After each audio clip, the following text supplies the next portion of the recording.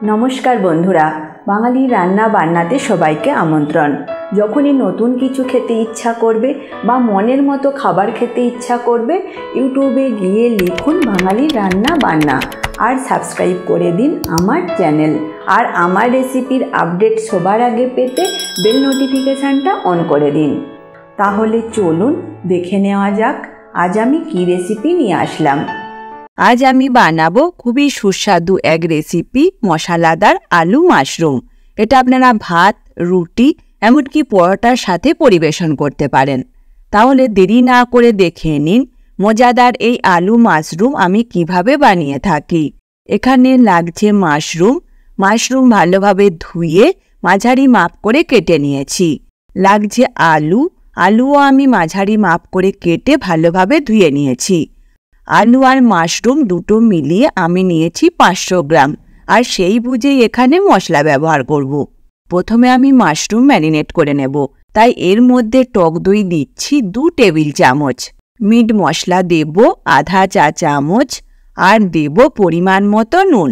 এবার এই সব উপকরণ ভালোভাবে মাশরুমে মাখিয়ে নেব। এরপর রান্নার জন্য একটা মশলা বানাবো।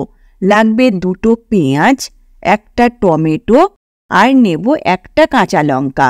এখন এই সব উপকরণ খুব ভালোভাবে পেস্ট বানিয়ে নেব। পেঁয়াজ, টমেটো আর কাঁচা লঙ্কা একসাথে পেস্ট বানিয়ে নিয়েছি। এরপর রান্না করবার জন্য কড়াই বসিয়ে দেব। রেসিপিটা আমি বানাবো সর্ষের তেল দিয়ে। তেলের মধ্যে আলু দিয়ে দিচ্ছি। আলু ভেজে নেব। আলু ভেজে নিয়েছি। এখন এই ভাজা আলুগুলো তুলে নেব। এবার এই তেলের মধ্যে একটা তেজপাতা দুভাগ করে দিয়ে দিচ্ছি। পেঁয়াজ, টমেটো আর কাঁচা লঙ্কার যে পেস্ট বানিয়েছিলাম সেটা দিয়ে দেব। লঙ্কা গুঁড়ো আধা চা চামচ, তবে লঙ্কা গুঁড়োটা অবশ্যই ঝাল বুঝে দেবেন। ধনে গুঁড়ো আধা চা চামচ, জিরে গুঁড়ো আধা চা চামচ, হলুদ গুঁড়ো আধা চা চামচ, আর আদা রসুন বাটা দেব 1 চামচ। এবার এই সব উপকরণ খুব ভালোভাবে কষিয়ে নেব।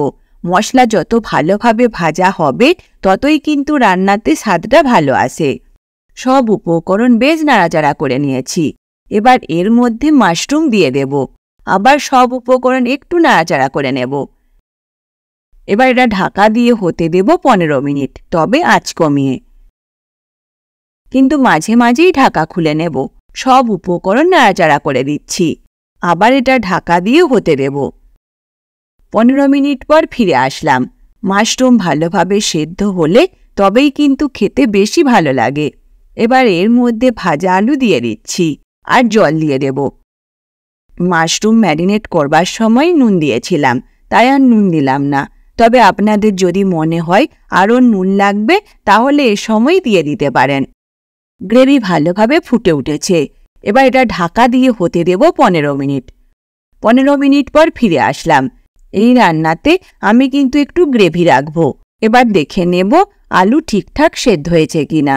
এরপর এতে 1 চামচের 4 ভাগের 1 ভাগ দেব গরম মশলা গুঁড়ো। সব উপকরণ একটু নাড়াচাড়া করে নিচ্ছি। বানিয়ে নিলাম মশলাদার আলু মাশরুম। আর এই রেসিপি যদি আপনাদের ভালো লেগে থাকে অবশ্যই লাইক বা কমেন্ট করে জানাবেন। পারলে বন্ধুদের সাথে শেয়ার করে দিতে কিন্তু ভুলবেন না।